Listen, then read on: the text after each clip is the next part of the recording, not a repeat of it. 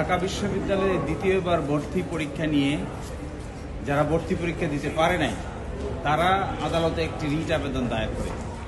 আমরা ঢাকা বিশ্ববিদ্যালয়ের পক্ষে আদালতে শুনানিতে অংশগ্রহণ করি।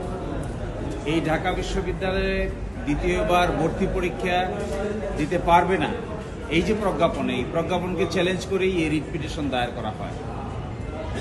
আজকে আদালত শুনানি অন্তে তাদের এই রিট পিটিশনটি উত্থাপিত হয়নি মর্মে খারিজ করে দেন, অর্থাৎ যাকে বলা হয় নট প্রেস রিজেক্টেড।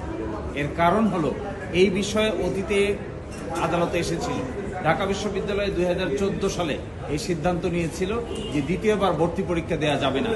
এর বিরুদ্ধে হাইকোর্ট ডিভিশনে রিট হয়, রিট মামলা শুনানি হয় এবং হাইকোর্ট ডিভিশনের মাননীয় বিচারপতি ফারাহ মাহবুবের আদালতে রায় ঘোষণা করা হয় এবং সেই রায়ে ঢাকা বিশ্ববিদ্যালয়ের সিদ্ধান্তই বহাল থাকে।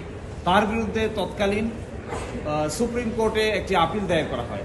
ওই আপিলও নিষ্পত্তি হয়ে যায়, খারিজ হয়ে যায়। এই সব কিছু জানা সত্ত্বেও আজকে আবার একই বিষয়ে হাইকোর্ট বিভাগে আরেকটি নতুন মামলা নিয়ে আসা হয়। আদালত এটিকে ভৎসনা করেন এবং এই ধরনের যে কর্মকাণ্ড এবং এই ধরনের রিট পিটিশন যা ইতোমধ্যে সেটেল হয়ে গেছে, হাইকোর্ট ডিভিশন সিদ্ধান্ত নিয়েছে, আপিল বিভাগ সিদ্ধান্ত নিয়েছে, একই ব্যাপারে অন্য কেউ এসে আর হাইকোর্ট ডিভিশনে রিট পিটিশন দায়ের করতে পারেন না। যদি কিছু করতে হয় তাদেরকে সুপ্রিম কোর্টে যেতে হবে। হাইকোর্ট ডিভিশন এই ব্যাপারে আর এন্টারটেইন করতে পারবেন না।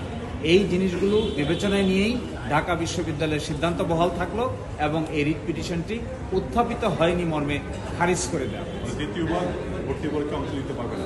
অর্থাৎ দ্বিতীয়বার ভর্তি পরীক্ষায় অংশগ্রহণ করার আর কোনো সুযোগ নাই, আগেও ছিল না। কিন্তু এখন নতুন করে কেন রিট পিটিশন নিয়ে আসছেন যা ইতোমধ্যে সিদ্ধান্ত হয়ে গেছে, তা কিছুটা রহস্যজনক কথা। কারণ যদি হাইকোর্ট ডিভিশনের সিদ্ধান্ত হয়েছে, আপিল বিভাগেও সেই সিদ্ধান্ত বহাল আছে, এখন কেন হাইকোর্ট ডিভিশন নতুন করে এটি নিয়ে আসতে হবে? এটি আদালত কিছুটা অবাক হয়েছেন এবং কিছুটা আনপ্রফেশনাল কাজ বলে মন্তব্য করেছে।